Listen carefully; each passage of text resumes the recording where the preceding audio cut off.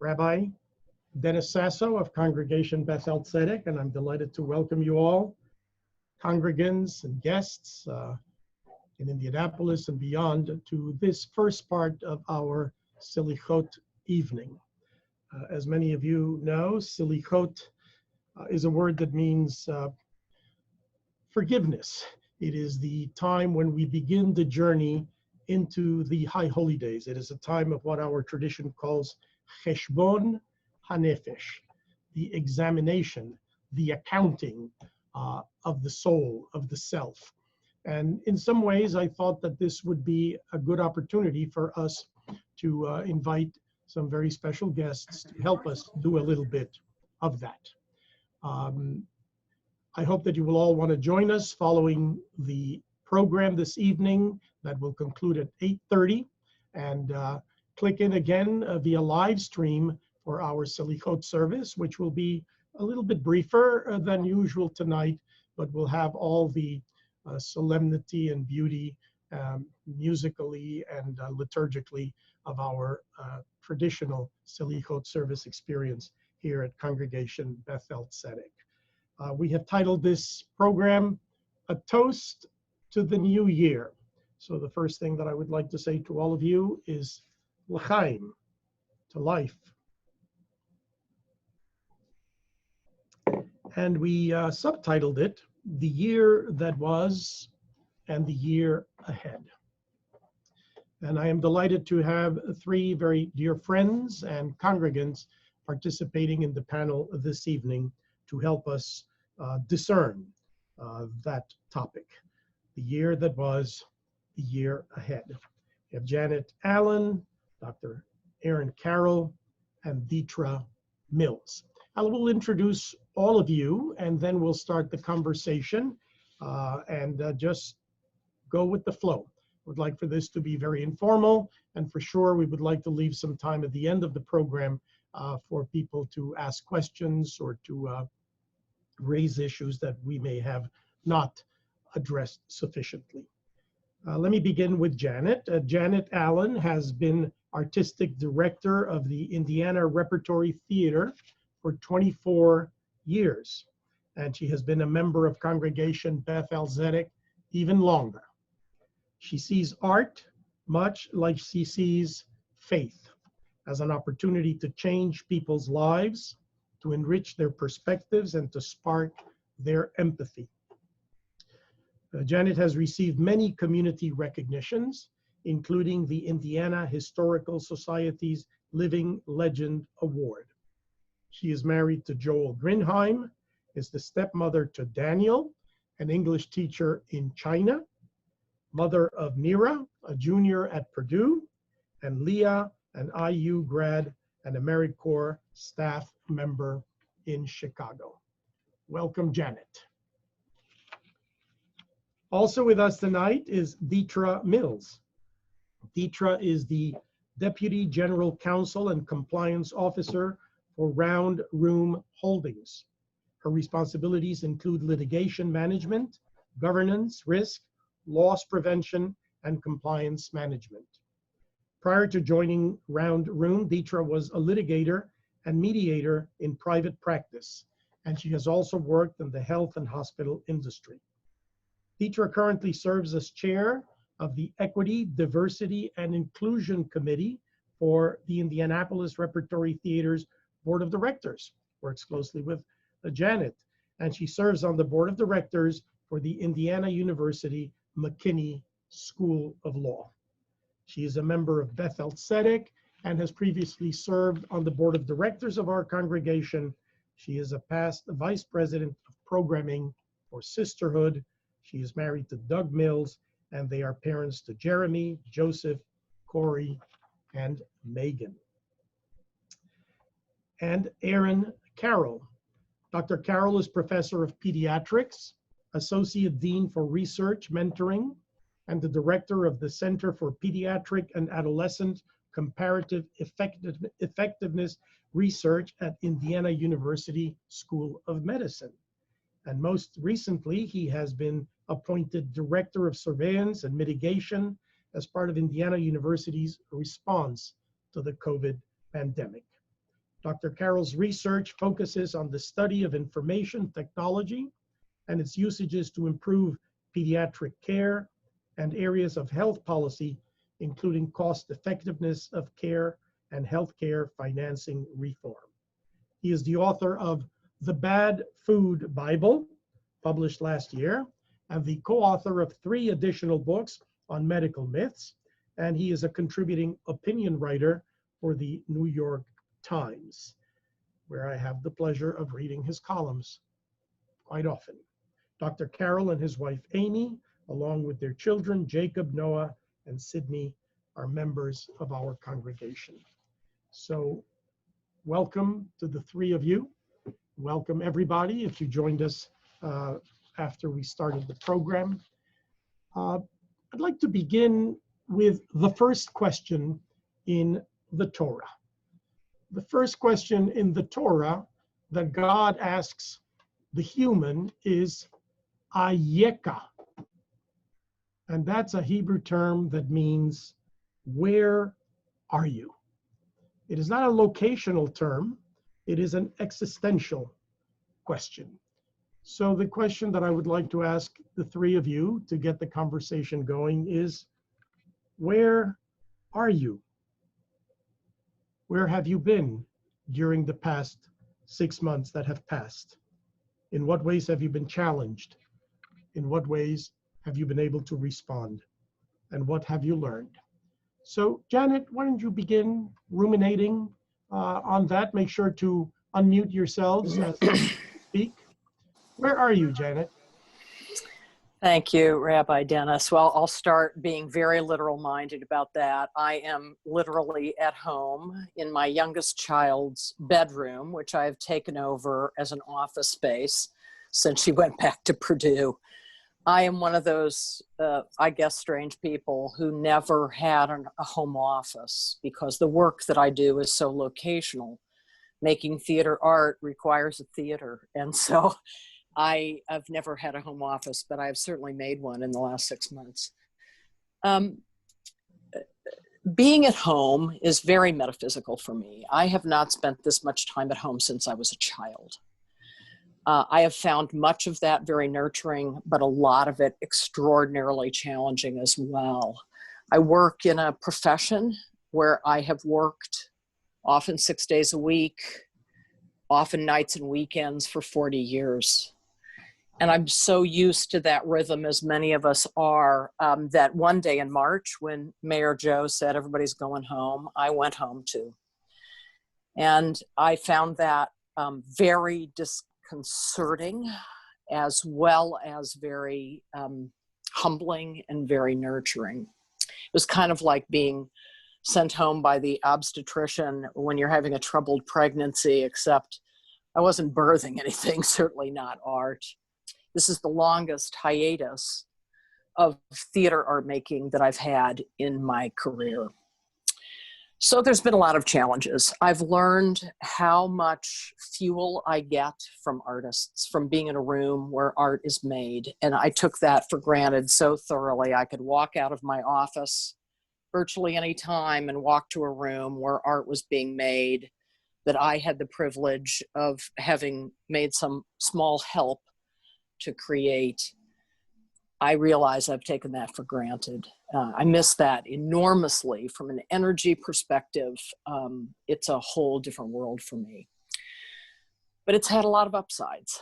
I'm a closet introvert, and I've had to educate myself on extroversion and practice that a lot in the last certainly 25 years of leading an institution. So I've been able to be my introverted self at home. That does not gainsay the hours on Zoom that I spend, but I've also been able to do things that I have not made time to do in the last many years. I've thoroughly enjoyed time with my adult kids. 2 of our kids have been home, one of them for 6 months. One of them came home for Passover and thought she'd spend 2 weeks and spent 2 months. which was an amazing gift of time. And I've also had this long stretch of time at home with my husband that has been a remarkable thing. I've had time to garden. I've had time to reactivate some skills taught me by my mother and my grandmothers about sewing, about canning, about gardening. Those things have been huge benefits to me in this time. I've always really struggled with work-life balance. And this isn't a struggle because somebody says go home and you have to go home, and a disease continues to propagate, and it doesn't give us choices. And that's been both very comforting and very discomforting as well. It's also been for me a kind of dry run at retirement. I hope to retire in a handful of years. And this has really felt like a kind of small gift of experiencing what some of that will be like and what else I need to do to bolster myself to move into that transition. So in many ways, this has been a gift.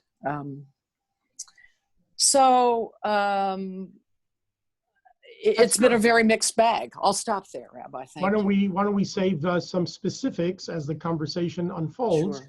and we'll ask Petra to share with us. Where are you?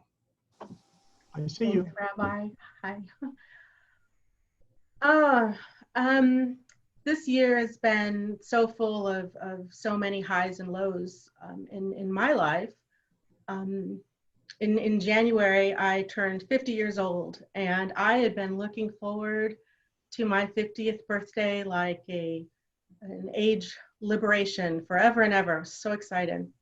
My husband Doug and I took our puppy Booker on a great 10-day vacation and had a wonderful time because, much like Janet, I also have a difficult time unplugging from the work that I love.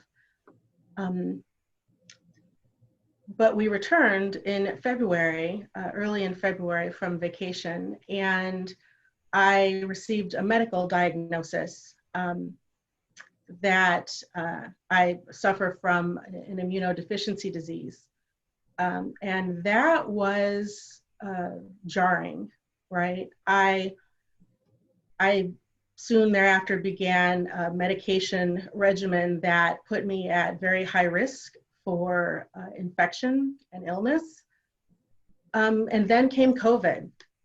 And my company has a corporate headquarter office here in Carmel, Indiana, and also in Rocky Hill, Connecticut. And like day one, we shut down our corporate headquarters of our retail operation. And so even given the horrors of the pandemic, I couldn't have been gifted more with safety and security being at home with my husband, who also offices from home, to begin to walk the new journey of healthcare that I have and learn how I'm going to respond physically to the medication. You know, I've been able to take the time that I needed to get my head around that and find a new way to manage my work and the philanthropic endeavors that I have, passion projects that are so important to me. I'm enormously concerned. That's really also where I am about the state of America as to COVID, as well as our social justice issues.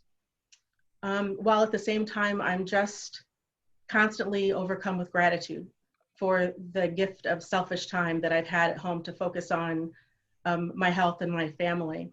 And I think that my greatest learning on a daily basis has been that we can find grace and blessings in every moment. I want to go a little bit later in our conversation to some of the social issues that have complicated, the physical illness, but we look forward to that part of the conversation. So happy birthday on your 50th birthday. Sandy and I celebrated recently our 50th anniversary. So we're about the same age. Happy birthday, Deetra. Thank you. Dr. Carroll, where are you? Yeka. I'm, I'm sitting in my home office. This has all made everything, it feels like, more local. I used to have a job where I felt like I focused on big, broad things in national events, in what was going on in the world, in writing about big, broad things nationally or internationally. Ironically enough, right before the pandemic hit, we were on a trip in Switzerland and Netherlands to learn about their healthcare system with the Kelley School of Business. So everything was focused outwards. We flew home, and it was actually while we were there at the end of February that I started to realize that this was not good. And I remember coming home and telling Amy, next time you go to the market, I would buy extra chicken and buy some extra ground beef and start storing stuff in the freezer. And then she said I was panicking her. And I'm like, well, I wouldn't panic, but I'm not comfortable. And it was only a couple weeks later that a switch flipped. And I remember writing a piece where I was like, I'm not the guy that usually panics, but this is the time to panic. This is not okay. And it was only like a couple weeks later that it felt like everything shut down. And my life has become much more local. I don't travel for business anymore, which has been actually a real positive. I spend a lot more time at home, which has also, I feel like, been a positive. And spending a lot more time in smaller circles and with family, which has also been a positive. But my life has feels like entirely about the pandemic. It's all I write about. It's all I feel like I think about. It's all I feel like I talk about. My job now is pandemic 100% of the time. I'm, from the moment I wake up to the moment I go to bed, it is, what can we do at IU to make being part of the IU community safer than not being part of the IU community for the 120,000 plus people that are part of that? How do we test them? How do we take care of them? How do we talk to them? How do we educate them? It is consuming. But on the other hand, it's been rewarding in a bizarro kind of way, because I know I've said on more than one occasion to Amy that I don't think I've ever felt like the work that I do has more of a direct impact or does more good locally than what I'm trying to do right now. And that has been rewarding. I've gotten to work with a lot of people much more locally than I ever have before, who are utterly committed to Indiana and to what they do and to the mission, both of, I think, IU and what we would broadly define as public health and trying to keep everyone safe. And that has been rewarding in such a way that I don't know that I can easily go back to my old job and the way things were before. So this has been traumatic, life-altering for everybody. I think we're in this still for quite some time. It's the next column that I've written that's pending. It's just like, I think people are woefully optimistic that we're going to turn a corner anytime soon. I think that this is still going to be with us for some time. But I also have been heartened by so many people's response and how we as Americans, even as I know there's a lot of bad out there, but there's been still amazing evidence that people care and people will come together, and we see that locally and we see that nationally. And I'm still, I think, optimistic, even as I want people to recognize that we still have a long road ahead. Thank you, Aaron. In so many ways, our professions, lines of work, have been redefined, and we've had to retool in many unexpected ways. And you have told us about the impact of the pandemic, both in your personal and in your professional life. Janet, would you care to comment about what has this pandemic meant to the arts, particularly to the stage arts? Well, performing arts in this country are essentially shuttered. So, and probably should be. So it's just completely changed the paradigm. It's also, in a strange way, I've had a little bit of the opposite reaction that Erin's talking about. We've been looking a lot at how arts are being sustained in countries outside of ours by different relationships to funding structures. I think the United States will suffer most, perhaps in anywhere in the world, and its performing arts need to just be hibernated for quite some time. So as a consequence, just from a data point, we have about 65 full-time staff members at the IRT, and there are 12 of us working. Everybody else is furloughed. We're employing no artists at this time, freelance artists, and usually we employ more than 100 a year from all over the country. So just from a data perspective, it's completely devastating. So what I actually do day to day now is completely different. It's all about strategy. It's all about when we can get back to work, what kind of work can we make? How can we keep people safe? So it's all about the pivot. It's about pivoting all the time as more information comes in. I will also say that I have been a long time supporter of labor unions. We work with 3 theatrical labor unions, of which one of them I am a member of. But I've spent a lot of time wrestling with our union compliance issues because they are extremely draconian right now. And it feels almost as if it's designed to put an entire industry out of work forever and put lots of member artists out of work for a very long time, jeopardizing their health insurance and a lot of things. So we're at a kind of breaking point. I'm sure many of you read the New York Times. There's been a lot of conversation, both in the United States and also a number of British newspapers too are saying we may be at a real seismic breaking point in performing arts. Some of you will remember that. I'm sorry. No, I want to talk about one more piece quickly, and this is going to be something that Deidre and I share because we are literally sharing this work right now. She is a great thought partner to me and to my institution now. And that is really about how the pandemic is 2 pandemics. It is the pandemic of COVID, and it is the pandemic of race in the United States.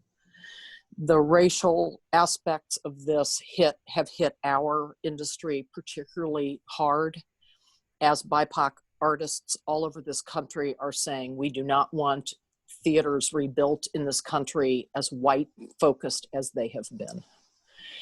And so there is a tremendous conversation going on, often bitterly, many times also hopefully. But Deidre, as she said in her bio, is one of my 42 bosses on the IRT board.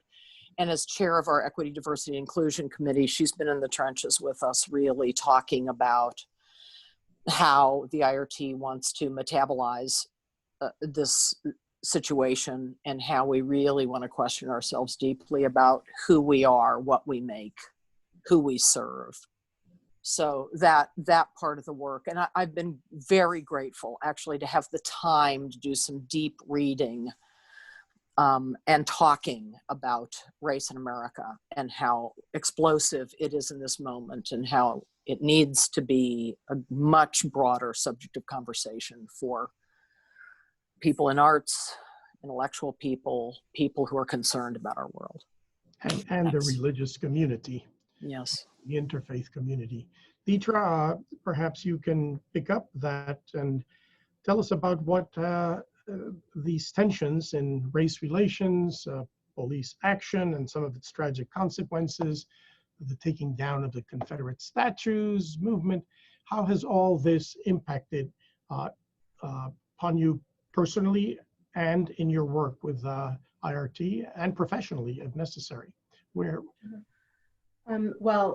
Janet is very gracious as always. I'm very proud that the IRT was in front of the racial injustice equity movement in the arts. And the IRT has an all-female executive team, which is very unusual. And so I'm very proud of the work that we're doing and my ability to partner with Janet there.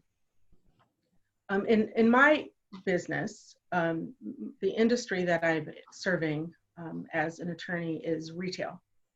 Retail in the telecommunications space. So our employees were categorized as essential workers by the CDC very early. And there's no playbook about COVID, right? We were writing this day by day. What do we do? How do we respond to the zillion different federal, state, and municipal regulations? You know, I didn't study to be a crisis management attorney. So this was all very new and frankly, very interesting. But my number one concern as to the pandemic is to ensure that our employees are okay.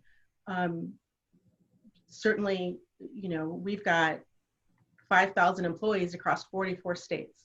And so, you know, some of them were going to get sick themselves and have family members that were sick, but they're retail employees and they're out in the front lines dealing with the public. And the public isn't always particularly gracious or concerned about your health when they're coming into your retail establishment. So even so, we had to spend a lot of time ensuring that there are policies and new procedures to serve those customers who needed, perhaps more than ever, to have access to technology, to the internet, devices so that their kids can study at home. So my job has very much focused on that over the last several months. And again, then in a social justice scenario, because we have retail stores, in some areas of unrest, we were directly impacted by property damage.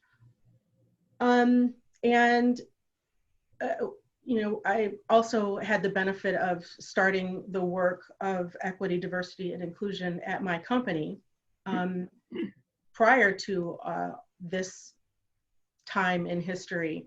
And we had determined our dedication to ensuring that people felt heard and that they had a voice, that they felt we were standing for justice.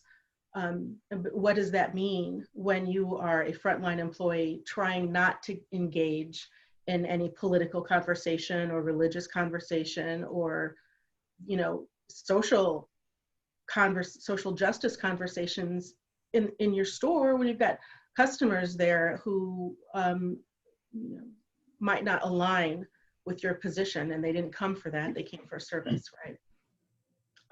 So it's been a curious road, finding the fine line to support and care for our employees so that they can authentically express who they are to the extent that they can, while also, you know, ensuring that we are meeting customer needs and not stirring their particular pot, right? It's, again, I'd never studied to be a crisis management attorney. That just sort of happened to me. But it's been a wonderfully challenging and enriching road. It's good work. Aaron told us a little bit, as best as a physician can intuit medically, where we are going and the road ahead. Would either of you venture just a comment before I open it for other questions and comments? What do you anticipate for America in the year ahead? Would you venture what a new normal, if we ever reach a new normal, and if not, a new stage of the present condition might look like, both in terms of the physical challenges and the social challenges which we have addressed. And then we have something happening in November again. We will not address that from a partisan point of view, but anything that you would like to forecast and reflect on from your vantage point. You can be idealistic and you can be realistic. That is, you can give us your best hope and you can give us your most realistic assessment. Anybody would like to go first? I'm gonna have to call on you like a teacher. Yeah, I can start. Maybe someone will be more positive than I am, but if I'm being entirely authentic, I think that the state of our nation is going to get worse before it gets better. Our political climate is unhinged, and there's just a lack of unification around a one America where we all belong. I agree with Dr. Carroll and his comment earlier that, you know, we certainly see groups of people coming together to encourage each other and to move change along. But I think that there's so much fear, and no matter what happens politically, there'll be more fear for folks who believe that they aren't being heard or they're not being seen. So, I think it's going to be a while before we really get our arms around the ability to hear each other more clearly and to see each other for who we are and not judge each other for how we want everyone to be. Thank you for your openness and honesty. Aaron? Yeah, I mean, I think we're in this for a while. I think that, that even if, I think a vaccine is going to be approved, but I think that the chance of a vaccine being a game changer is almost nil. Some vaccines like MMR, get a dose or two as a kid, lifelong perfect immunity. Others are like the flu.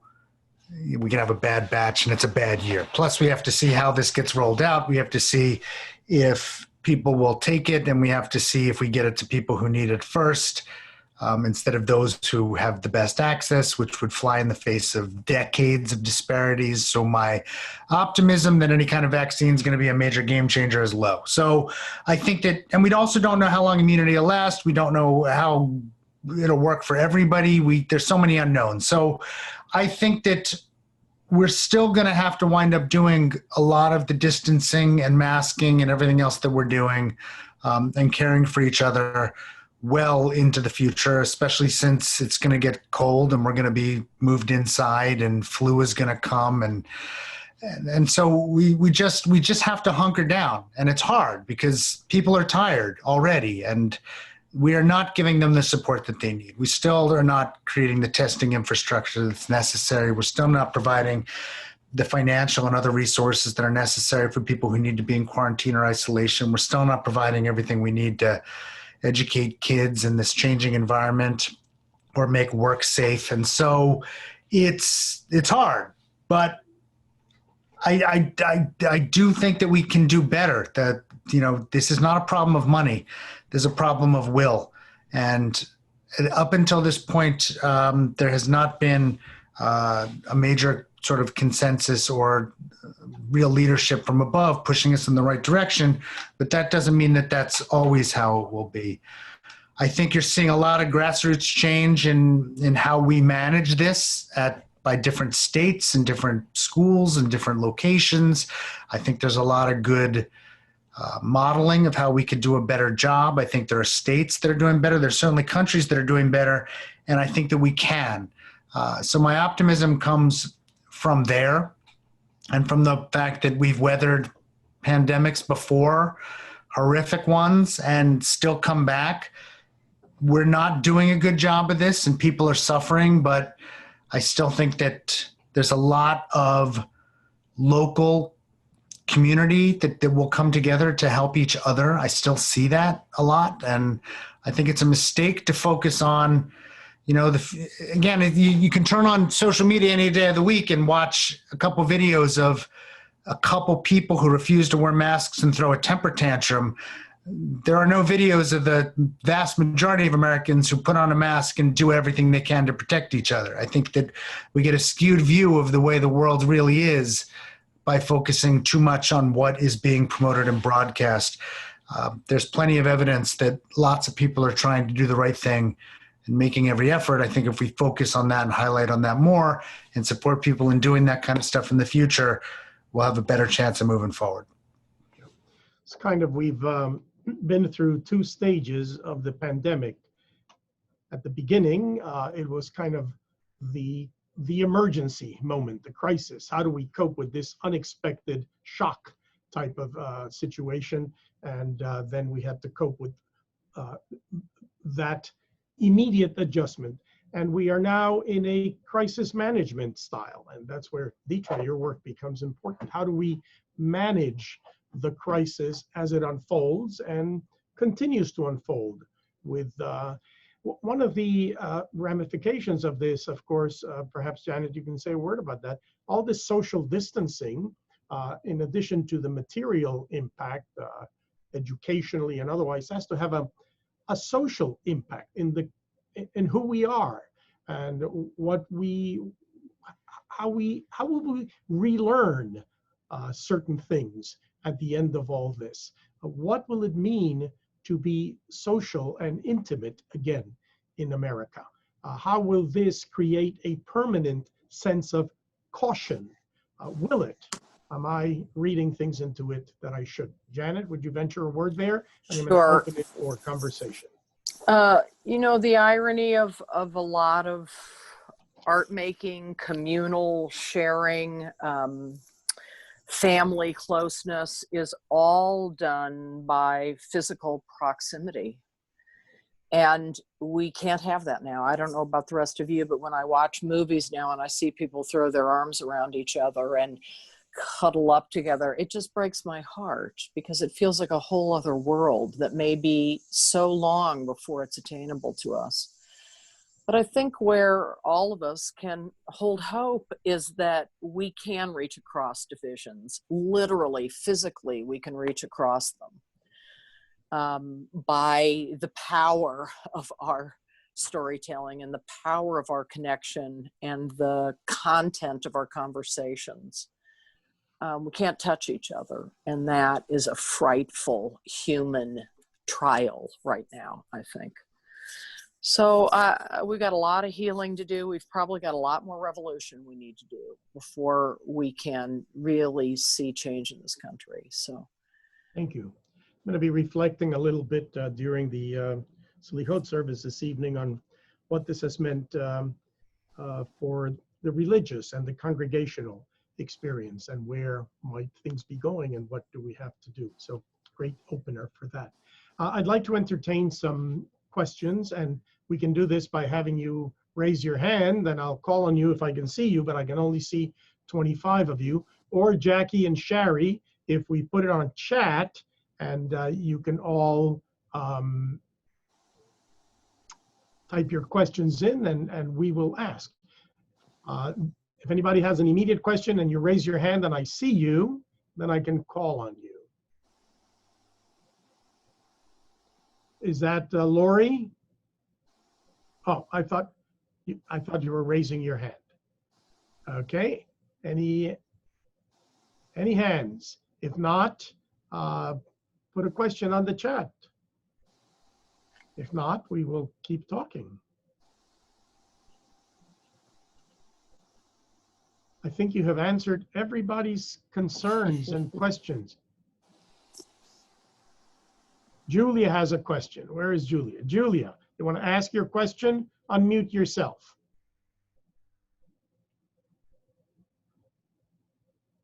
Oh, so who had a question? It says Julia had a question. Tracy Mishkin. Tracy has a question for you, Aaron. Where can we find your columns? I write for opinion at the New York Times. So there'll be a column, I believe, on Tuesday. Okay. What is the topic of your next column? That I think people are being woefully optimistic and thinking that this is done anytime soon, unfortunately. Okay. Yes, Lee has a question. You have to unmute yourself, Lee. Can she be unmuted? Lee Shevitz. If not, type it in. I don't know what we can do to help Lee. There we are. Go ahead, Lee. Okay, the only hope I have is that my parents lived through the 1918 epidemic, and even though they never talked about it, we came through it. So the only optimism I have is that eventually we will come through this one as well. It's interesting, you said, and I've heard many other people say this, whose parents were through the epidemic in 1918, that they didn't speak too much about it afterwards. Can you imagine us not speaking about this after this is over? I can't imagine. My father lost a brother in the 1918 epidemic, and all we knew was that he had left a widow and a small child, and I got to know that child later on, but he never talked about what it was like to live through it.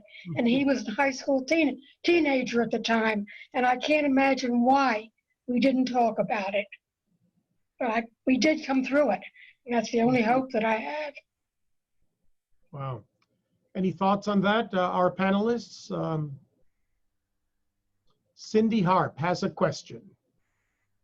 Cindy, can you pose it, or do you need to type it in for us? Oh, I'm unmuted. Yay. There you are. So I spent all early spring thinking, oh, I can't wait to see my elderly parents, and I just hope I can hug them one more time.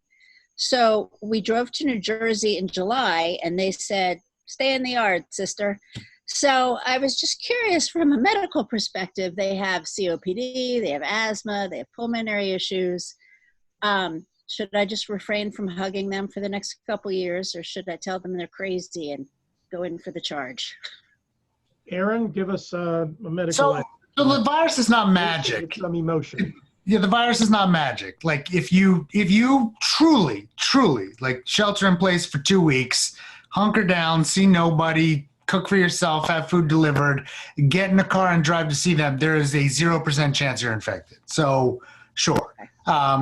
You can pull it off. Like I remember, like, in fact, I remember talking about this quite a bit because you get a lot of grandparents wanting to see babies for the first time. You can pull this off. You just have to be willing to, engage in a level of cutting yourself off from everybody else that's difficult for many, and you have to be able and resourced enough to be able to do that. But luckily, probably some of us can. And if you can hunker down for 2 weeks, not see anyone else, then yes, you're safe. And so if everyone is not, if the bubble is small enough and you're really rigorous about it, you can pretty much be assured. If you wanted to be super extra sure, you could also get tested. But really, honestly, like if you shelter in place for 2 weeks, where would you get it? So if you can do that, drive over there, sure.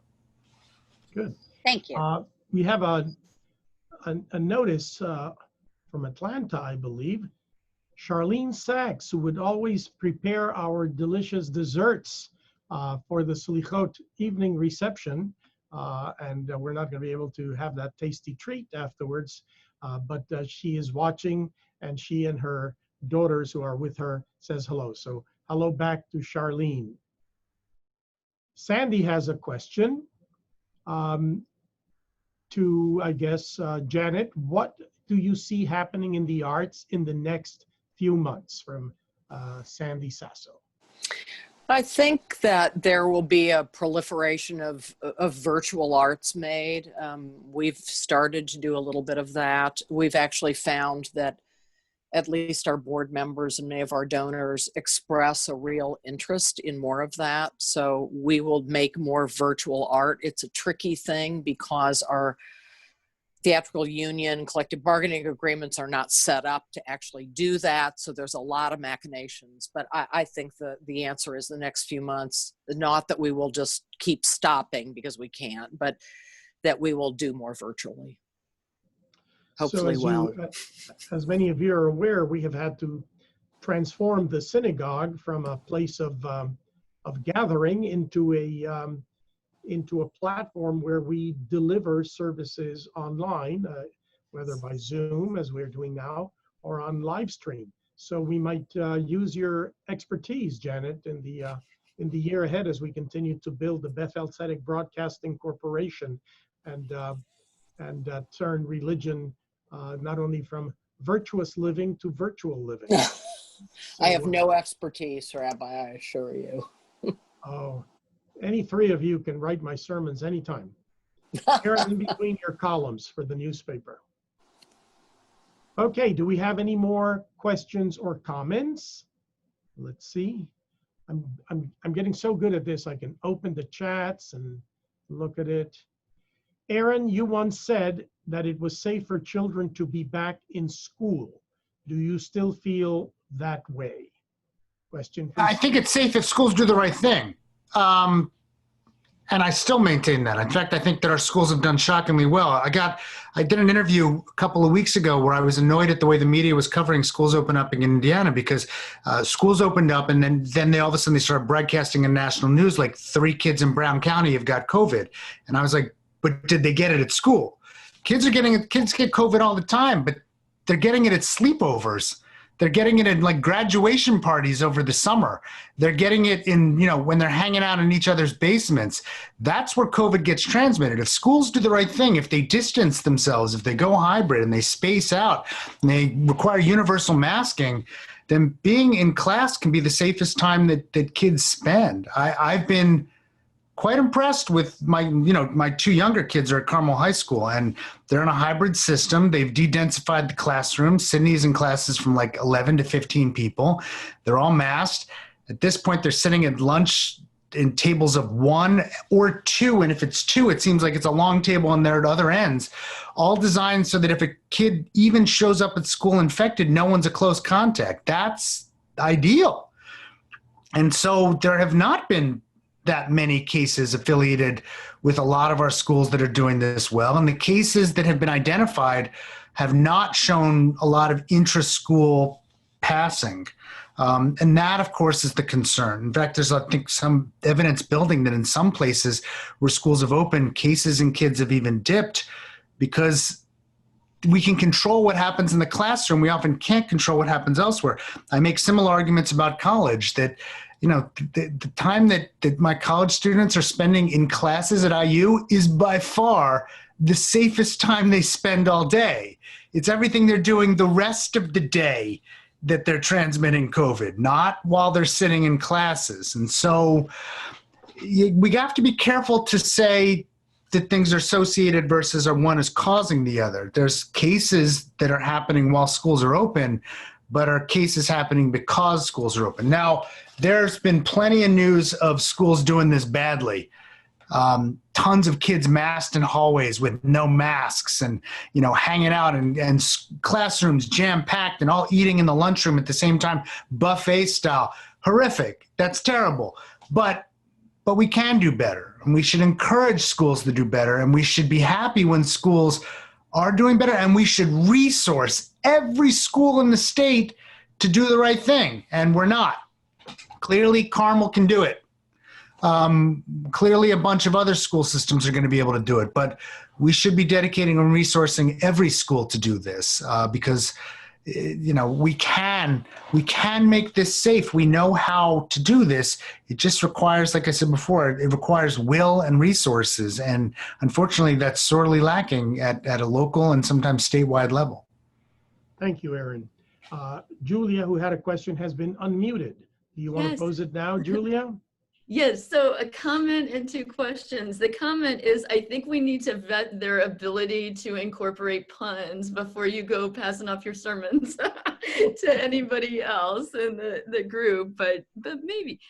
So my first question is, someone representing the governor's office made the comment to me that I should be looking at 3 years and not just another year of COVID distancing. And I wondered if you all have thought about any outdoor events in the future, if it indeed goes into something like 3 years and not just another year. By you all, I presume you mean the synagogue. The temple, the temple okay. administration. Yes. Well, we have, we will go with what is possible and safe. We do not feel that at this point we are prepared to do gatherings, and we are being very careful about even who comes into the synagogue building. But it might be, as time unfolds, and with advice of people like Aaron and other physicians and health experts in our congregation, that we might be able to come up with creative ways of doing things that we had not conceived. I mean, the synagogue is in significant ways being reinvented, not only the synagogue, but churches. By definition, we are a Beit Knesset. It means a house of assembly, a house of gathering. Other businesses have had to retool too, and other non-for-profits, but somehow this hits at the very heart of what it means to be a congregation, right? So we will consider appropriate, prudent, creative, meaningful ways of doing whatever needs to be done to maintain being a congregation, even without walls. And that's where we are constantly thinking. Yeah, thank you. Okay, and my next question is for the panel. One great thing about the ability to get on Zoom more is that, to see arts organizations around the world doing their programming, if you sign up for that, or even religious events or programs. And so I wondered, for the three of you, have you seen something on Zoom that you would never have seen had you not gone into COVID quarantine that was especially meaningful to you?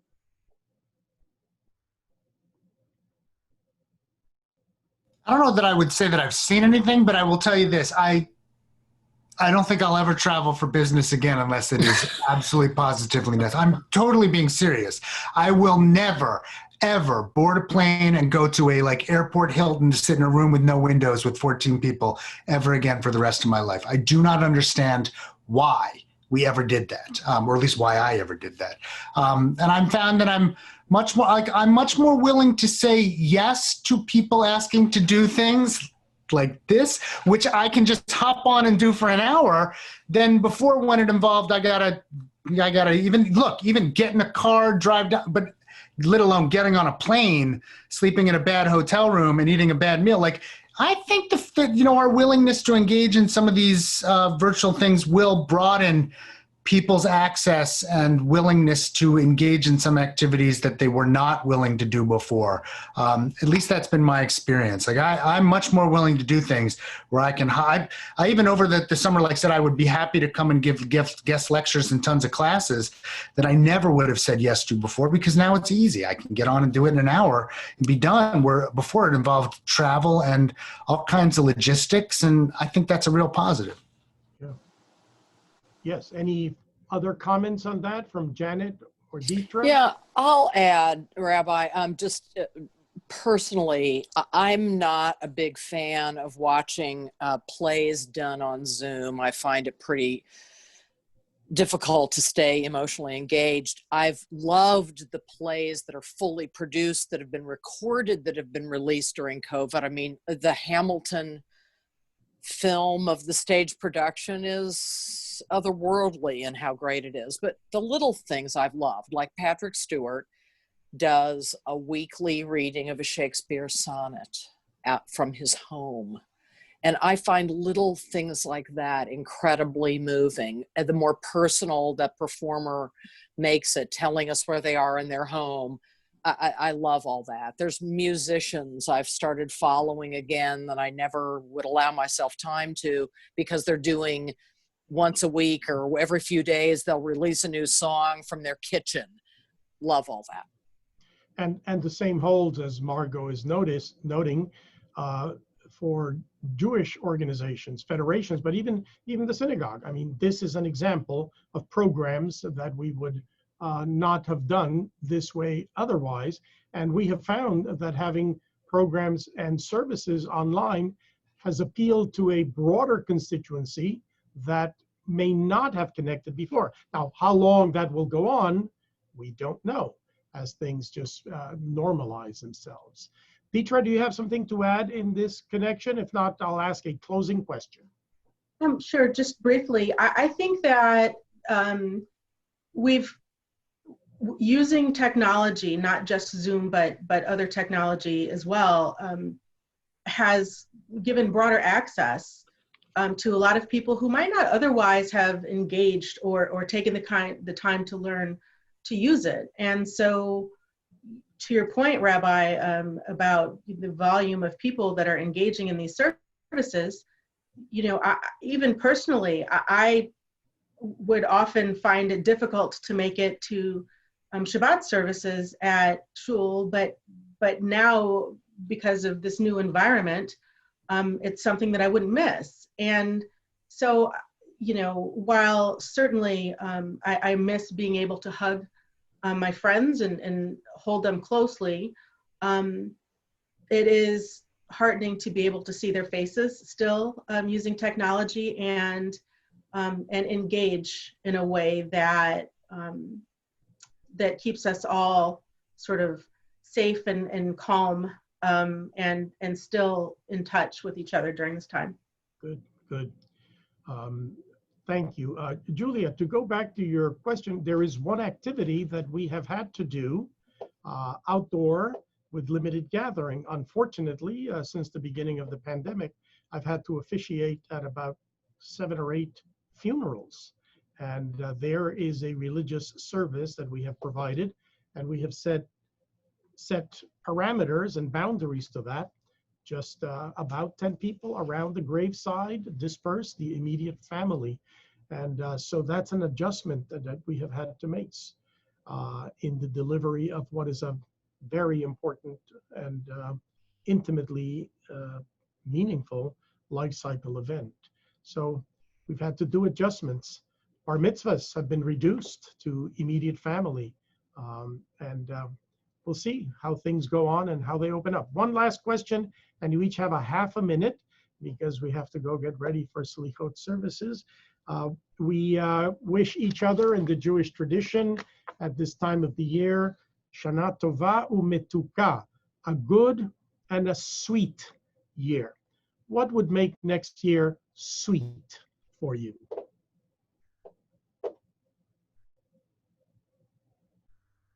I'll start, Rabbi. Thank you. I am desperate for healing in this country. I am desperate for leadership of this country to stop inculcating hate. I am desperate for kindness, for healing of divisions, for celebration of how we are alike, not how we are different. Thank you. That's me. I'd like to see a national response to this finally. I'd like to see the government really come together and do something. You know, this is a public good, and there are times when the private sector cannot possibly compensate for it. And it would be nice after this many months for us to own that other countries can do this, that we could as well. Thank you. Petra, you have the last word, second to last word. I am just encouraged in my belief that more people will come together with intellectual curiosity and concern for others and our shared futures in this country. For myself, I pray for strength, courage, and healing, and certainly the healing of our community and our joint forgiveness and desire to move forward in a better future together. Well, I want to thank the three of you for your wisdom, for your vision and for your commitment to our society as a whole and to the congregation. And I hope that you and your families and everybody who is with us tonight will enjoy a year of goodness and of sweetness. And to that end, we will move in a few moments to our Selihot service. In order to participate in the Selihot service, you have to leave Zoom and visit our website, which is www.bez613.org. That's www.bez613.org. And then you click on Watch Live at the top, and then you will click on Sanctuary, because we can have live stream from either the sanctuary or the chapel. We're going to be in the sanctuary tonight. If you have a problem accessing this service, hit your refresh button or click Watch Live again to refresh. And if you think I understood anything that I just told you, of course I did.